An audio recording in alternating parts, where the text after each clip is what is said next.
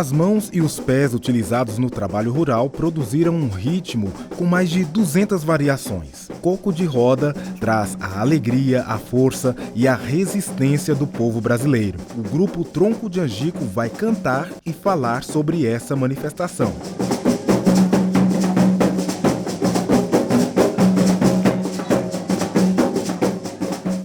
Manifestações culturais como estas existem há décadas pela convergência de diferentes fatores que podemos chamar de sustentabilidade cultural. Também vamos falar sobre este assunto com Décio Coutinho. Muitas pessoas trabalham pensando na arte assim, sem olhar para o lado do público. Mas, na verdade, é a comunidade, é o público que garante essa arte. E ainda vamos falar de tape art, uma expressão artística que utiliza fitas adesivas na produção de suas obras. O Enredo Cultural já começou.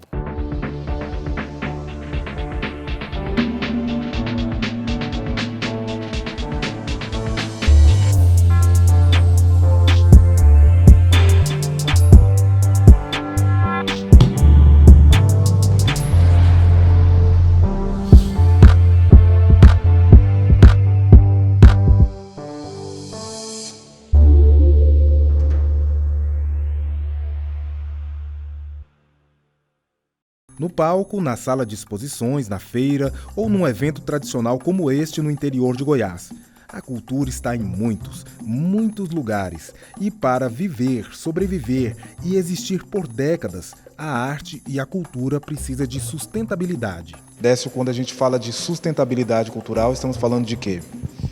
É uma visão holística, um trabalho de como fazer arte de forma sustentável e, mais do que isso, de forma regenerativa, que ele possa continuar avançando e progredindo. E quando a gente fala em sustentabilidade, as pessoas pensam muito ou na questão econômico-financeira ou na questão ambiental, mas tem outras questões também muito importantes, como o impacto social e o impacto cultural desse fazer do artista, do criativo. E é interessante pensar também que essa cultura não se trata apenas daquilo que acontece nas salas de teatro, nas salas de exposições, mas os saberes tradicionais também. Sim, um exemplo bom é a questão do artesanato, O artesanato ele é uma arte popular feita pelas mãos dos artesãos e tem todo um processo de relação com a terra, com a natureza. No Brasil, a gente tem alguns exemplos de projetos que a gente pode considerar sustentável. Tem vários projetos. Se a gente partir para as festas tradicionais e populares, nós temos festas em Goiás com mais de 200 anos. São festas ligadas à tradição, mas também à fé. São pessoas que conseguem fazer essa festa todo ano, independente de governo, independente de editais, independente de fundos, e é um trabalho que envolve toda a comunidade. Ter um projeto sustentável é depender cada vez menos de governo, do Estado. Mas o poder público ele também tem participação? O Museu do Louvre, que talvez seja o espaço mais simbólico de cultura do planeta, ele tem um forte apoio do governo francês, de políticas públicas e de recursos públicos também. Então, assim, é importante que os governos municipal, estadual e federal façam o papel deles. Agora, o artista ele tem que trabalhar com isso, mas também trabalhar com a hipótese da não existência desses recursos. Uma cultura sustentável ela é muito boa, pelo que você disse, para os artistas, para os fazedores. E para a comunidade, para a sociedade? Para a comunidade é que tem que ser importante, porque se não houver público e não houver comunidade, a arte perde o sentido. Ela é que protege, ela que vai brigar por aquele grupo artístico, por aquele fazer cultural. Se houver alguma crise, algum problema, ela que vai apoiar. Então, assim, é muito importante uma relação muito próxima, uma relação muito íntima do artista com o seu público. Já que estamos falando de sustentabilidade, por que não falar de um artista empreendedor? Marcos Cazu, desde pequeno, já apontava que seria um grande artista. No mundo circense, passou pelo Circo de Soleil e o seu talento o levou ainda mais longe. Criou seu próprio universo, onde compartilha arte e experiência de vida com as pessoas.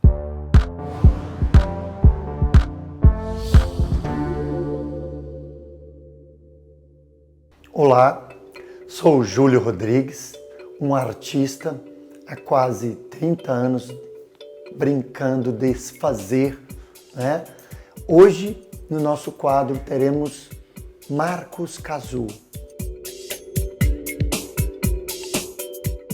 Bem, Marcos Cazul, um cara simples, bacana, humilde, nascido em São Paulo e, como todos nós artistas, veio de uma família que no começo meio que não queria muito isso. Em sua adolescência buscou práticas, informações, né? E cresceu como artista. Essa questão do Marcos enquanto o artista ou o empreendedor, né?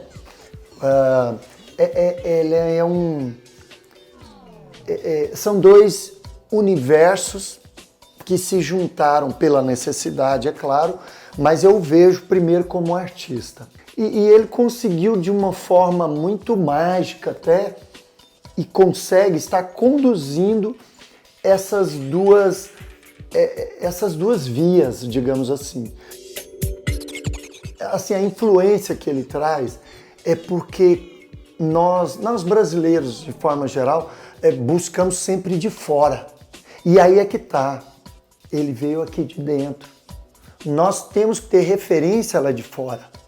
Mas nós temos que acreditar que aqui nós temos bons e dirá melhores que lá. É inspirador um trabalho, a carreira, o que desenvolve uma pessoa como o Marcos. Ele busca qual formas para ser o palhaço dele, né? Para fazer o show dele, o espetáculo ou a palestra. E eu de cá também tenho as minhas pesquisas, porque nós temos um exemplo, um ídolo, por que não?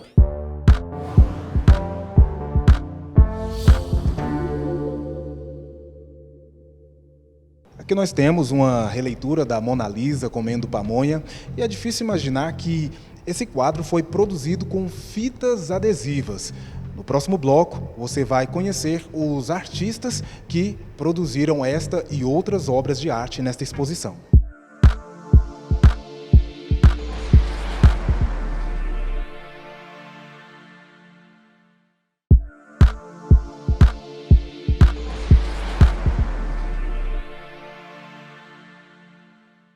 Agora vamos falar de um projeto que nasceu na Escola de Música e Artes Cênicas da UFG, mas no decorrer dos anos ganhou parcerias e cresceu muito. O Fuga.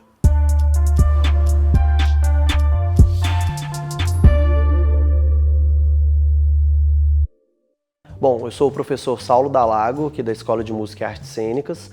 Atuo junto aos cursos de direção de arte e de teatro e também o nosso mestrado em artes da cena. E hoje a gente vai falar sobre o Fuga, o Festival Universitário de Artes Cênicas de Goiás, que esse ano está na sua 12ª edição. Ele foi um festival criado, na época, para que a gente pudesse ter um momento e um espaço para apresentar a produção da própria Universidade Federal de Goiás, aqui na época, né, apenas do curso de Artes Cênicas, hoje também, né, do curso de Direção de Arte. Com o passar do tempo também, esse festival ele veio aglutinando cada vez mais a produção, não só da cidade, né, de outros coletivos, de outros artistas da cidade de Goiânia, mas também a gente sempre procura trazer convidados de outros estados, de outras instituições, para estar conseguindo fazer esse diálogo e esse intercâmbio bacana.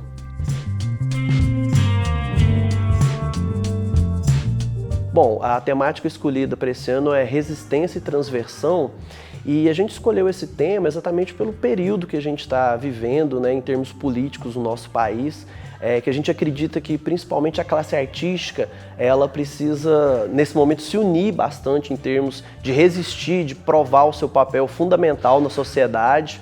E a questão da transversão, para a gente também mostrar como a arte ela é transversora, mas transversora no sentido positivo do termo.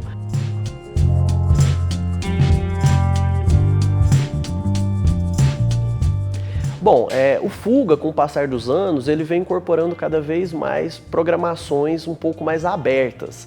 Se a gente tinha antes um perfil muito voltado para o teatro, que era o curso que a gente tinha até então de artes cênicas, com o tempo, com a criação do curso de direção de arte, surgiu também a Mostra Pontos de Fuga, que nesse ano está na sua 4ª edição. A Mostra Pontos de Fuga, ela dá um espaço maior para a produção específica do curso de direção de arte.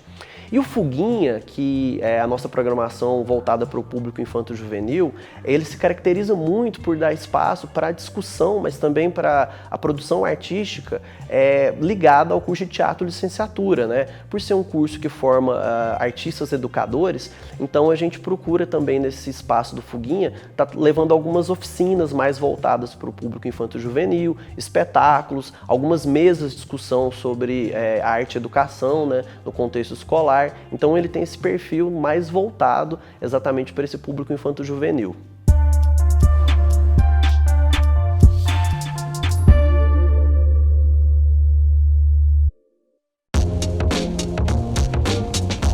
Quem pensa que fitas adesivas são úteis apenas para fechar embalagens ou fixar cartazes em paredes, se surpreende ao conferir de perto essas imagens. Tudo isso aqui são fitas adesivas de diferentes cores e texturas, usadas como matéria-prima na produção de intervenções artísticas, quadros e releituras de obras de arte clássicas por 2 artistas goianos.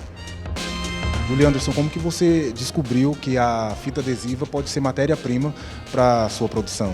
Em 2013 eu fui decorar o meu apartamento e fazendo pesquisas na internet eu descobri que tinha como fazer arte com fitas. Só que eu encontrei muita forma geométrica nesse processo. Daí eu resolvi fazer curva, né? Levar o figurativo para dentro das artes com fitas. Nós desenvolvemos várias técnicas dentro disso para poder trazer um figurativo bem real e com texturas, sobreposições, porque não é só esse tipo de técnica que a gente trabalha, né? A gente desenvolveu várias outras para dar esse aspecto mais vivo na arte.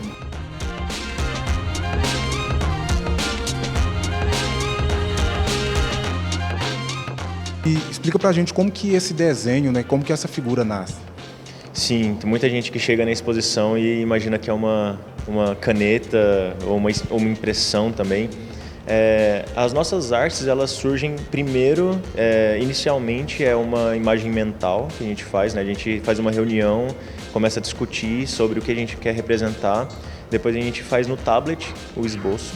Então a gente faz um esboço grosseiro com os elementos, o contorno de cada elemento, depois a gente passa para a tela e começa o trabalho com as fitas. Nesse processo aí tem também uma pesquisa e descoberta de material. Sim, a gente toma muito cuidado porque a nossa arte, a gente quer que ela seja o mais resistente possível, então a gente vai atrás das melhores fitas, com colas adequadas.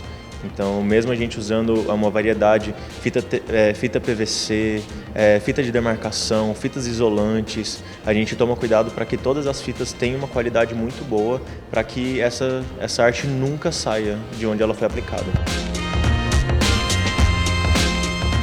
Qual é a inspiração? Goiana, 100% goiana. Goianidades Isolantes é a nossa menina dos olhos, assim, porque nela a gente consegue expressar a nossa arte e ao mesmo tempo trazer todo esse contexto goiano para dentro, né, da realidade, trazer os animais do cerrado e essa quantidade de variedade de fitas, né, porque tem desde a isolante até uma fita de demarcação, por exemplo. E aí a gente tem aqui o encontro em algumas obras de elementos do cerrado com elementos urbanos, né? Sim. Os animais do cerrado, né, que estão aqui bem fortes, junto com o desenvolvimento urbano, monumentos da nossa cidade, prédios, tudo isso para poder contrastar realmente essa luta entre os animais do cerrado e o desenvolvimento acelerado.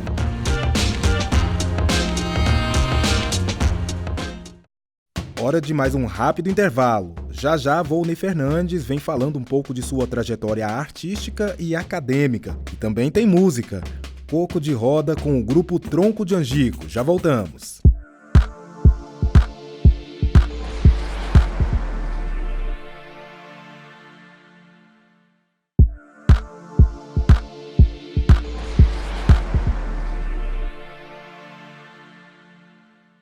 Que talento você tinha quando criança e agora, depois de adulto, perdeu? Muitas vezes uma habilidade como desenhar, por exemplo, quando desenvolvida, pode se transformar em uma profissão. Pois é, essa é a história de Volney Fernandes.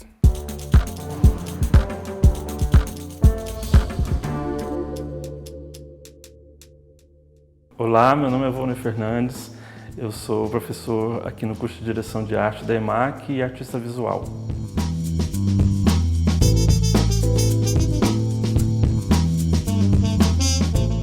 Bom, eu comecei muito pequeno, desde criança que eu desenho, então a minha aptidão, acho que ela foi se desenvolvendo na medida em que eu comecei a desenhar ainda menino e isso nunca mais me deixou. Eu acabei estudando depois, mas era algo que sempre teve na minha vida, assim. Minha família não é família de artistas, embora meu pai, ele também desenhava, mas o desenho para ele era quase que uma válvula de escape, não necessariamente um trabalho, né? Então ele não se entendia como artista, mas eu sempre fui incentivado a desenhar, inclusive na escola. Afeta bastante. Eu acho que o entrecruzamento das artes, tanto o design gráfico como as artes visuais, agora aqui na direção de arte, acaba contribuindo para ir colocando uma série de camadas no meu trabalho, né?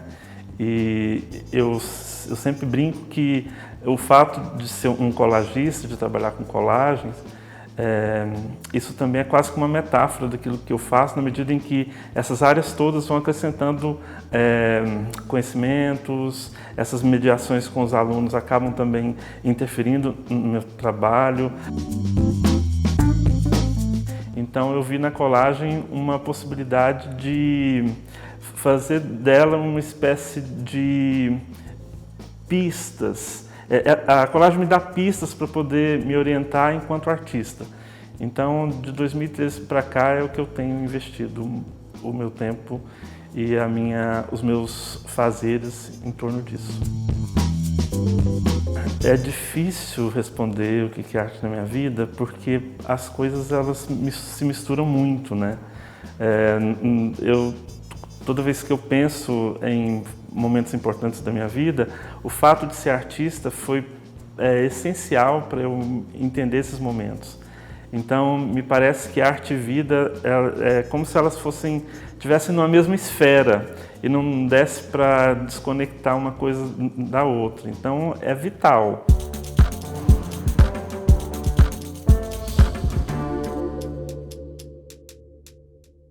As influências africanas e indígenas, com o sabor cultural do Nordeste, criaram um ritmo bem brasileiro.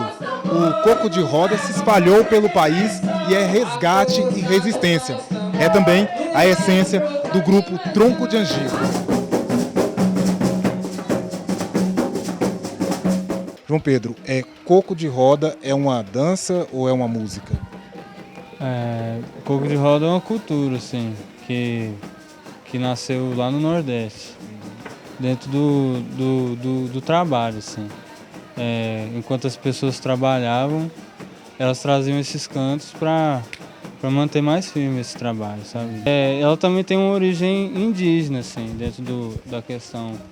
Ela traz muito essa coisa do pé, né? De sempre estar ali pisando com o ritmo. Então, e além do indígena, ele traz o africano. Então, e dentro disso, tem também o trabalhador rural, né?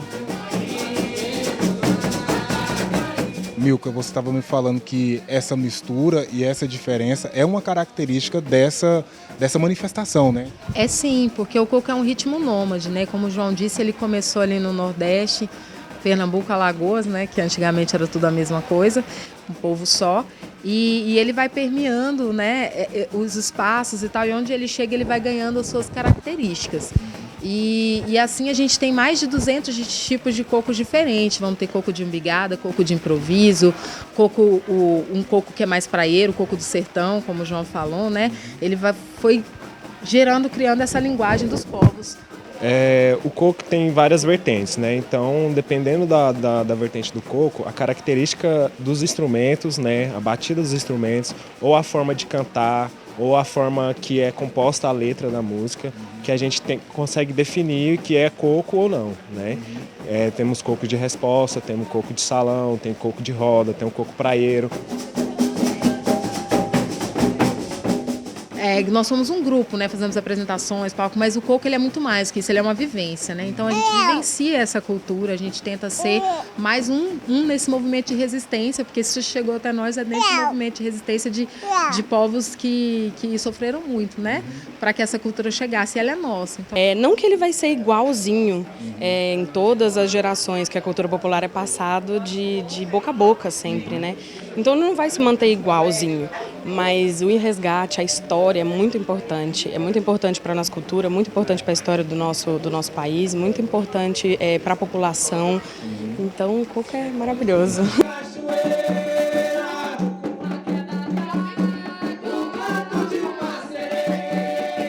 O Enredo Cultural de hoje fica por aqui. Para rever este programa, enviar seus comentários ou sugestões, basta acessar o site ou aplicativo da TV UFG. Estamos também nas redes sociais, prontos para interagir com você. Até a próxima. Tchau, tchau.